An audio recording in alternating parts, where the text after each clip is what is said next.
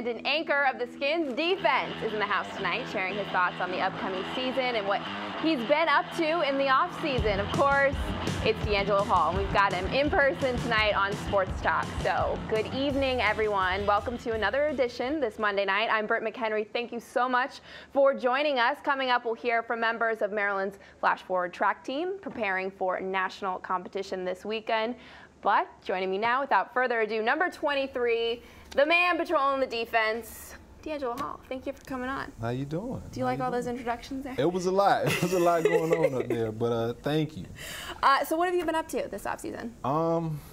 Just relaxing. Just relaxing, trying to give my body a chance to recover. It felt like those 4 weeks we had off after OTAs and minicamp went so fast. Yeah. You know, I was kind of dreading it, like, man, I don't want to get out of shape. You know, this break is too long. But now that it's upon us, training camp in a couple days, it's I wish I had a couple more days to you know, relax a little bit, but I'm excited. A couple more days in Bora Bora. Yes. Most That's where he was. Beautifulest place in the world, hands down. Obviously, we're out there covering, you know, mini camp and OTAs. How do you space things out, and what do you do personally just to stay in shape from that gap, especially to the beginning of the season? Yeah, this was the first time, you know, with the new CBA, they kind of changed some things around a little bit. So this was the first time we've had that large of a window. You know, normally the coaches space out the mini camps and OTAs so that you only have about a week and a half, 10 days, you know, to 2 weeks until the next training camp. So, you know, this year was a little bit different, but, you know, I think guys I think they embraced it. We'll see come training camp. Hopefully we don't have too many guys out of shape, but I know myself personally, you know, I kind of took some time to myself, took some time to take some family vacations. Still tried to continue training as hard as I could by myself, but it's definitely not that same atmosphere as being with the guys and with the team. What can we expect? You must have some funny stories from seeing the rookies, though, especially last season. On a serious note, there was a lockout, so everything was very rushed for them. What were the faces like? What can we expect on the 26th this week, you know? You know, it wasn't a ton of horror stories out there. You know, Coach Shanahan kind of did practice a little bit different this year. Instead of everybody practicing together, excuse me, he had two groups. So we had the starters on offense on one field, starters on defense on one field, and everybody else kind of filled in. So instead of having 75 plays between, you know, the four groups, first, second, third, and fourth team groups, you know, it was those guys getting 75 plays and we got 75 plays. And I mean, you're talking about just being winded out there. You know, that's why we felt like we were in such great shape, because we had never been a part of that kind of practice. So, you know, he definitely had us ready to go. So, you know, we got to practice against those guys maybe a combined 2-3 times. You know, everybody kept asking me about RG3 and some of the other guys. And I'm like, man, I hadn't seen them. You know, I hadn't seen them. I watched a little bit of film on them, you know, some of the practices, but as far as going against them, you know, we only got to go against them 2 or 3 times. You beat me to it. I mean, I'm sure you saw him. He has a new commercial out. He's kind of everywhere with the media. Yeah. From what you've talked to him so far, even if it's a little bit, how do you think he's handling all this pressure? Maybe it's a different feeling once camp starts. Yeah, you know, it's going to definitely be a little different when, you know, when it's actually time to play football. You know, right now he's probably just enjoying, you know, being on Letterman and Saturday Night Live and all these other things. I don't even know what he's been on. Yeah, beatboxing. So, you know, he's just enjoying, you know, the limelight right now. You know, he was a Heisman Trophy winner, so he's used to, you know, being in the forefront and all those kind of things. So, you know, I think he's done a great job. You know, somebody asked me, was I mad he's doing so much? I'm like, nah, I feel like if anybody, especially a high draft pick, would have got put in that situation, you know, I think we all would have been just jumping up and down that we got the opportunity to do those things. Has he gone to you for any advice? You said anything to him yet? Come on, we know that you have some words. Even before we drafted him, you know, I was calling him, texting him back and forth.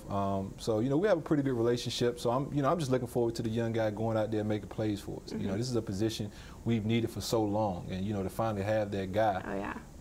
You know, I just hope we don't put too much pressure on him. You know, we still have to, you know, hold up our end of the bargain too, as far as the defense and the rest of the guys on that field. Is it nice, though, speaking of pressure, for the defense now to not have as much pressure? Obviously, last year, the year before that, it's not like you'd say much, but now you know you have some more weapons on offense. Can you talk a little bit about the feeling now? Yeah, absolutely, and that's what it's been about. It's been about just getting weapons. You know, we feel like if we give the ball to our offense enough times, they're going to score points. And you know, in the past, sometimes we've come out of games with feeling like we have and still hadn't scored points, and sometimes we haven't. So, you know, it's definitely going to still be a group effort, but, you know, to have a guy like that who's just so explosive and dynamic, I always said I liken him to Michael Vick for the simple fact he's wild in a bottle. Sometimes you hit it one time, it might taste different the second time, but we know we're going to expect some fantastic things from him. And you've worked with both. You've played with Michael Vick. What similarities do you see already so far, or maybe huge differences because everyone's comparing the two of them? You rarely find a player at the quarterback position that's so athletic. RG and Mike, they're probably some of the more athletic guys, not only on their team, but in the National Football League. And, when you give a guy the ball every single snap being at the quarterback position, they just have so many opportunities to make plays. And that's kind of why I'm so excited, because I've been in games where, and we have a lot more weapons than Mike had in Atlanta, but I've been in games with him where it's kind of just him out there on that field, and somehow he makes something happen. You make one guy miss and you extend that play just a little bit. And RG's done it in camp a couple times already. So if you can extend that play, as defensive backs, we can't cover forever. This is an offensive league. You can barely touch a guy. A lot of times you can just throw it up in the air. Something good's gonna happen for the offense. And we feel like we have capable receivers now that you can just throw it up in the air and guys are going to make plays. Was there a moment maybe, even though it was limited in those OTAs, just a story you can think of where you saw RG3 and you go, that's like Mike, that's pretty nasty right there? Brandon Merriweather probably tell you the story better than I can, but, we were just in some kind of zone blitz and, Brandon had him dead to rights right there on the sideline. And next thing you know, pew, RG just kicked it in, in high gear, and Brandon came to me after the play like, hey, did he pull away from me that fast? And I was like, yeah, he pulled away that fast. And he was like, man, I was really running. And so, that's kind of a lot of things that people don't know. Same thing with Mike. People didn't realize how fast he was. I think Mike clocked a little bit of a faster 40 time. But, I tell you what, this kid is, he's exciting. He's exciting. He's fast. He has a very strong arm. He can make every throw out there on the field. So, hopefully we can put him in position to make the plays we need. That's coming from someone who's also very fast and a sprinter right here. Yeah. Speaking of Mike, we'll have much more coming up. And we're opening up to you. Call in 703-387-1020 if you want to talk to D. Hall. Sports Talk continues in a moment.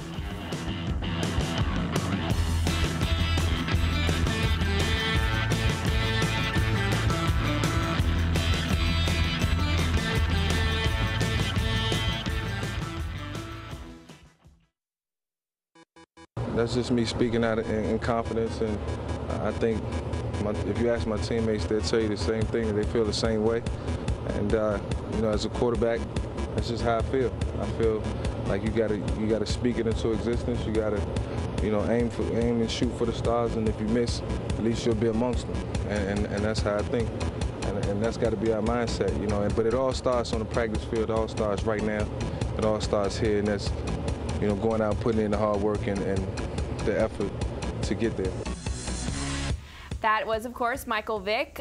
Following comments, he called the Eagles a dynasty in training. All right, so about that, former teammate of Vick, what do you make of him saying that they're a dynasty? Well, Are the you Eagles know what? A dynasty? He's been reading the book I gave him, which was the Vince Lombardi book, because that's the same quote Vince Lombardi said. You shoot for greatness. Yeah, I'm laughing because you shoot for greatness. That's my first time seeing that clip. But he was saying you shoot for greatness, knowing that you're never gonna, you're never gonna hit that mark of greatness. But in the meantime, while you're shooting, you're gonna fall a little short, and in falling short, that you'll still be pretty darn good. So wasn't his exact words, but so Mike's reading a little bit. I like that. But you know what, man? Like I said, during the break, he's feeling confident. He's feeling a little cocky right now.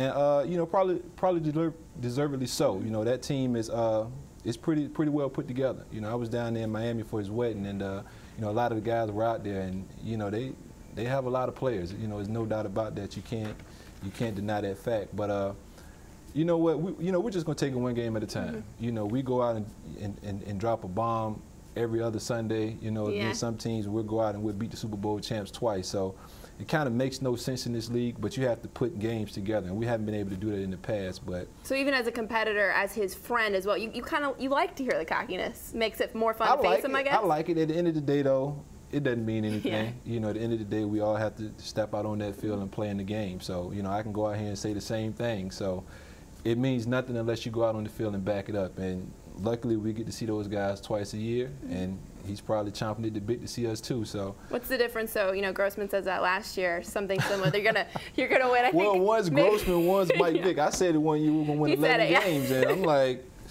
God. I mean, I felt like it. Looking at the schedule, I mean, I felt like it. I felt like some of the games we lost, we should have won. Some of the games we won, we probably should have lost. A lot of games we lost by 2-3 points here and there, missed field goals, missed opportunities. So, this game's about inches. And, any given moment you can give up that inch and lose the game or win the game. I had that happen to me a couple times last season. So, it's all growing pains. You live and you learn. Mike sounds good, though. He sounds real good. I like to see that. You're ready for the season. All right. Stay with us. We'll have much more coming up with DeAngelo. Well, imagine this. Of course, DeAngelo was named the District Offensive and Defensive Player of the Year at Deep Creek High, and we're back with the pride of that school right here, DeAngelo Hall. You recognize that, and special teams is what he said. Yeah, you got to throw it all in there. My first meeting in the NFL, I walk into the room and they talking about something. I was like, yeah, I was da-da-da-da-da-da. And one of the other guys, like a 10-year vet, was like, listen, man, we all were all that. You're not in college anymore. And I was like, all right. You're right. I guess all you guys were all state, all Americans, everything. So yeah, kind of shut me up quick. Speaking of college, you went to a school that had obviously Virginia Tech, huge pride base right there. Right now with the Penn State scandal, just coming from a school that has so much pride around their program, what are your thoughts with everything there? You know what? It's sad. It's sad. It's disheartening. You hate to see something like that happen. But I feel like the NCAA came down swift, hard. And, did what needed to be done. I don't think a lot of people are happy with the outcome of it. I think some people wanted it the total opposite. Some people wanted more. What advice would you give those players that want to either stay or go? You know what? Just follow your heart. At the end of the day, don't let anybody kind of make your mind up for you. Make it up for yourself. I sit back and think about what if all the time. What if this? What if that? I'd have had this, that. So, you can't think about that. You got to live in the now. Those guys got a pretty good deal. Whether they leave or stay. So, hopefully they make the right decision. Did it surprise you though, with how harsh it was? Nah, not really. Coming. Well, from a money standpoint, yes. I didn't think they would fine the university $60 million. But I thought they were going to just kick the football program out totally like they did SMU back in the day. I felt like that was probably, me not being a Penn State fan, that was probably what I thought needed to happen. Anytime something like that happens from the top down and it's just that much corruption going on, you got it. Yes, it was bad. Well, we are very excited for the football season. I will see you on Thursday, of course, out at camp. Thank you so much for coming on. No problem. Always Anytime. welcome back. All right, well, thanks. And coming up, we have a superstar in the making, Maryland Junior Olympic track star, that is. Stay with us.